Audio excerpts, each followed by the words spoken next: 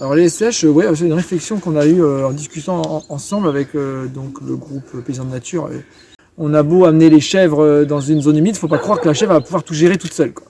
Il va falloir à un moment donné intervenir pour gérer le bois, parce que le bois il pousse beaucoup dans les zones humides, notamment les espèces pionnières comme les saules, mais aussi les ronciers.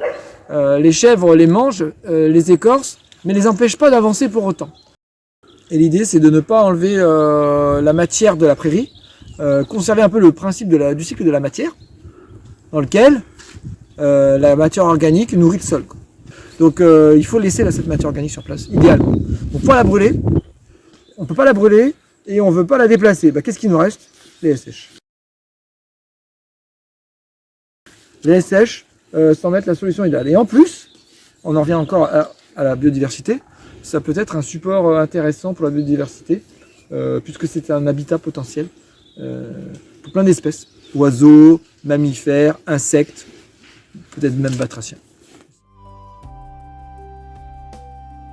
C'est super important que les bénévoles de Bretagne Vivante France Émeraude participent à des chantiers auprès d'agriculteurs, parce qu'en fait déjà on est des citoyens et donc c'est vraiment essentiel d'avoir voilà, des contacts au plus près de leur boulot déjà et de leur réalité de boulot.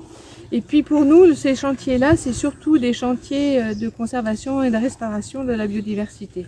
Et c'est des choses pour le coup que les paysans ne peuvent pas faire, ça ne peut pas rentrer dans leur plan de charge.